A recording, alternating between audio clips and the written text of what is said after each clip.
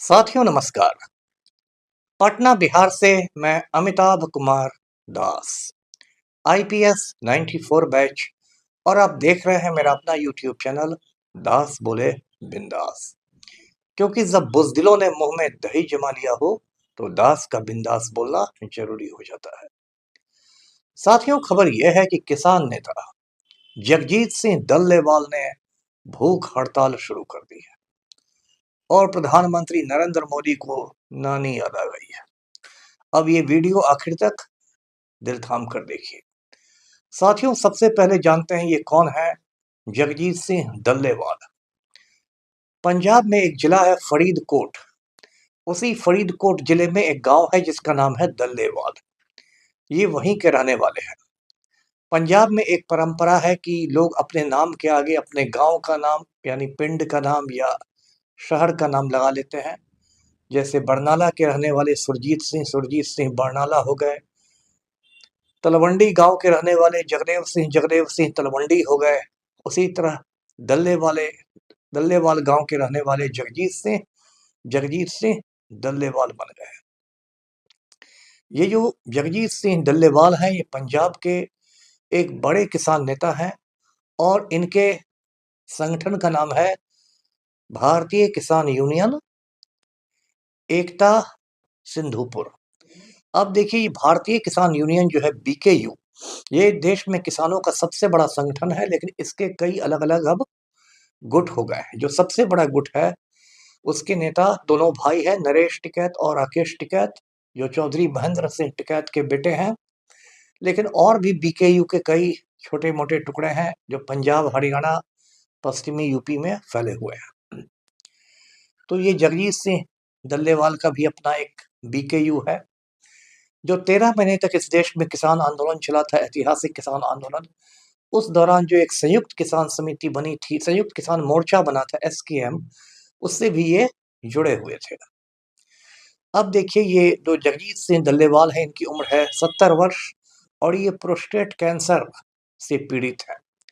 Prostate आप जानते हैं जिसको हिंदी में पौरुष ग्रंथि कहते हैं। ये प्रोस्टेट का इनको कैंसर है और समझिए कि जिंदगी मौत के बीच झूल रहे हैं। और इसी साल जनवरी में इनकी पत्नी का भी इंतकाल हो चुका है। और ये डल्लेवाल इतने बहादुर आदमी है कि भूख हड़ताल पर जाने के पहले इन्होंने अपनी सारी संपत्ति अपने बेटे, बहू और पोते के नाम कर दी, क्योंकि ये अपनी शहादत के लिए बिल्कुल मानसिक रूप से तैयार है। तो ये जो डल्लेवाल साहब हैं, ये पंजाब हरियाणा की सीमा पर एक खनौरी जगह है, वहां पर ये नवंबर के आखिर से ही आमरण अनशन पर बैठे हुए हैं। मतलब समझ जाइए, अब इनके 20-21 दिन हो गए हैं और 13 सूत्री मांगे हैं इनकी। इनकी जो सबसे महत्वपूर्ण मांग है वो है कि एमएसपी की गारंटी दी जाए। अब ये एमएसपी क्या होती है? एमएसपी का मतलब है मिनिमम सपोर्ट प्राइस। हिंदी में से कहेंगे न्यूनतम समर्थन मूल्य। जो किसान अपनी फसल पैदा करता है तो वो कोई आसान काम नहीं होता है, उसके बहुत सारे उसको मुश्किलें होती है। कभी उसको मौसम की मार झेलनी पड़ती है, कभी उसमें कीड़े लग जाते हैं, टिड्डियों का हमला हो जाता है, कभी खाद की किल्लत हो जाती है, कभी जानवर चढ़ जाते हैं उसके खेत, कभी कुछ हो जाता है, कभी कुछ हो जाता है, कभी तो अनाज में दाने नहीं लगते हैं, ऐसे ऐसे बीज आ गए हैं। तो किसान जब उसको मंडी में बेचता है अपनी फसल को, तो चाहता है कि एक सरकार न्यूनतम मूल्य निर्धारित कर दे उसकी, जिससे कि उसको उससे कम नहीं मिले और उसका घाटा नहीं हो सके। तो इसी बात को लेकर सन 2004 में भारत सरकार ने एक स्वामीनाथन आयोग बनाया था। एमएस स्वामीनाथन साहब बहुत बड़े कृषि वैज्ञानिक थे, अब दिवंगत हो गए। उन्हें इसी साल मरणोपरांत भारत रत्न भी मिला है मरने के बाद। और स्वामीनाथन साहब ही उस आयोग के अध्यक्ष थे। स्वामीनाथन साहब ने बहुत सोच विचार के बाद एमएसपी का यानी न्यूनतम समर्थन मूल्य का एक फॉर्मूला निकाला कि इसकी गणना कैसे की जाए, इसको कैलकुलेट कैसे किया जाए। और वो फॉर्मूला है कि एमएसपी मिलेगा कैसे, तो C2 प्लस 50%। C2 का मतलब हुआ 2 बार C, और 2 बार सी का मतलब हुआ कॉम्प्रिहेंसिव कॉस्ट, यानी कुल लागत। किसान को फसल उगाने में जो कुल लागत लगती है, सिंचाई की लागत, खाद की लागत, बीज की लागत, कटाई की लागत, हर चीज की जो लागत लगती है, कीटनाशकों की लागत, इन सब लागतों को मिलाकर जो कुल लागत होती है वो कॉम्प्रिहेंसिव कॉस्ट हो गया, C2 हो गया। और उसमें जोड़ दीजिए उसका 50%। मोटा मोटी समझिए कि जितनी आपकी लागत लगी है उसका लगभग 1.5 गुना वो आपका न्यूनतम समर्थन मूल्य होगा। तो इस बात को तो सरकार ने मान लिया, लेकिन सरकार ने इसकी कोई गारंटी लागू नहीं की है, मतलब सिद्धांत रूप में मान लिया है। तो ये डल्लेवाल साहब की सबसे खास मांग है। इसके अलावा भी कुछ मांगे उनकी है। एक मांग उनकी है कि आपको याद होगा लखीमपुर खीरी में 2-3 साल पहले एक बहुत लोमहर्षक घटना हुई थी। यूपी का एक जिला है लखीमपुर खीरी, उसमें एक भाजपाई गुंडा है, राम भक्त है, आशीष मिश्रा मोनू।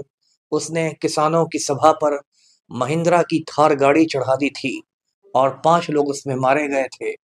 आशीष मिश्रा मोनू का बाप अजय मिश्रा टेनी यूपी का बड़ा भारी गुंडा है, वो भी वरिष्ठ राम भक्त है और मोदी सरकार में मंत्री था, किसानों को धमकाता चलता था। तो जब आशीष मिश्रा मोनू ने किसानों को कुचल के मार डाला तो पूरी यूपी सरकार खड़ी हो गई उसको बचाने के लिए। लखीमपुर खीरी के झूठे डीएम ने ये झूठा बयान दे दिया कि दुर्घटना में मारे गए हैं किसान, गाड़ी पलट गई थी खुद से। लेकिन कुछ किसानों ने वीडियो बना लिया था और वीडियो में साफ देखा गया कि आशीष मिश्रा मोनू महिंद्रा की थार गाड़ी को किसानों पर चढ़ा रहा है। उसके बाद आशीष मिश्रा मोनू को गिरफ्तार करना पड़ा, लेकिन जो उसका बाप है अजय मिश्रा टेनी, उसको कुछ नहीं हुआ। तो ये लखीमपुर खीरी के भी मतलब गुनहगारों को सजा देने की मांग जगजीत सिंह डल्लेवाल कर रहे हैं। एक और जो इनकी मांग है वो मांग है कि जो 13 महीने का किसान आंदोलन चला था, उस किसान आंदोलन में लगभग 700, एक दो नहीं 700 किसान शहीद हो गए थे, उनके परिजनों को मुआवजा देना है। आप जानते हैं कि दिल्ली के बॉर्डर पर जो सिंघू बॉर्डर था, टिकरी बॉर्डर था, इस पर 13 महीने तक किसानों ने बिल्कुल मोर्चा संभाल रखा था। खुले आसमान के नीचे, ठंड के नीचे, ट्रैक्टरों की ट्रॉली में ये किसान थे, बहुत सारे इसमें बूढ़े बुजुर्ग किसान थे और उस ठंड में बहुत लोगों की तबीयत खराब हो गई और वे गुजर गए। ऐसे उनकी शहादत बेकार नहीं गई। नरेंद्र मोदी जैसे अहंकारी प्रधानमंत्री को झुकना पड़ा, लेकिन जो किसान शहीद हुए उनके परिजनों के लिए, उनके परिवारों के लिए मुआवजा मांगा जा रहा है।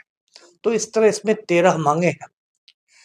अब साथियों क्या है कि डल्लेवाल साहब तो बैठ गए हैं भूख हड़ताल पर, आमरण अनशन पर, और सिर्फ पानी पी रहे हैं। अन्न लेना, कुछ भी लेना छोड़ दिया उन्होंने। डॉक्टरों ने कहा है कि इनकी स्थिति गंभीर होती जा रही है, कभी भी कार्डियक अरेस्ट हो सकता है, हार्ट अटैक आ सकता है। उनके शरीर के और भी जो होते हैं लक्षण तरह तरह के, वो भी बिगड़ते जा रहे हैं। अब इससे जो गौतम अडानी के चपरासी हैं नरेंद्र मोदी, उनको भारी तनाव हो गया है, क्योंकि यदि शहीद हो गए जगजीत सिंह डल्लेवाल तो ये देश मोदी से संभले नहीं संभलेगा।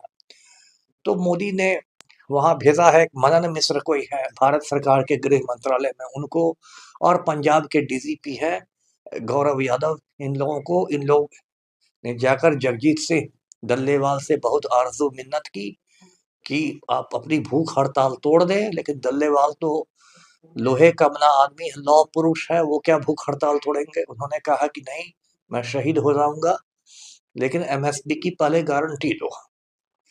तो ये स्थिति वहां बनी हुई है पंजाब हरियाणा के बॉर्डर पर।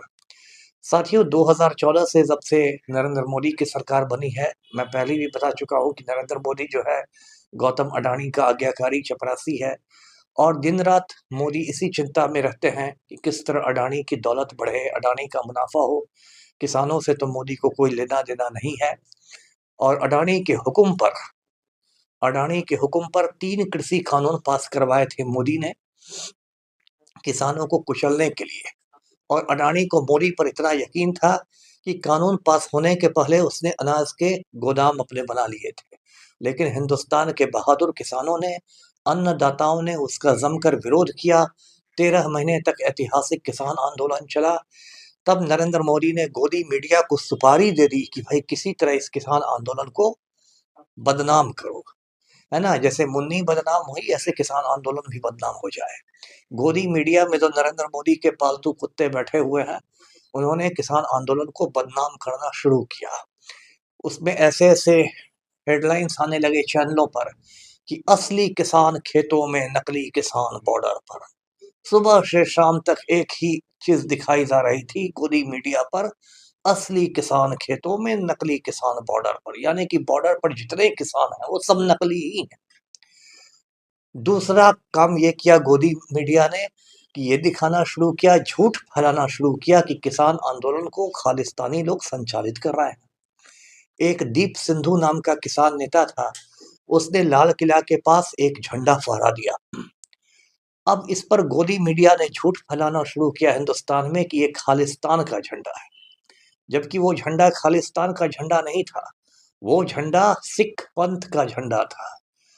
और आप किसी भी गुरुद्वारे में जाएंगे वो झंडा आपको लगा हुआ मिलेगा, और उस पवित्र झंडे को निशान साहब कहते हैं। पटना में जो हरमंदिर साहब है, पटना सिटी में, वहां भी आप जाइएगा तो वो निशान साहब आपको मिलेगा। तो इतना बड़ा झूठ का पिटारा खोला गोदी मीडिया ने। लेकिन कुछ बहादुर यूट्यूबर्स भी इस देश में हैं। एक अजीत अंजुम है, बिहार के ही हैं, बेगूसराय के।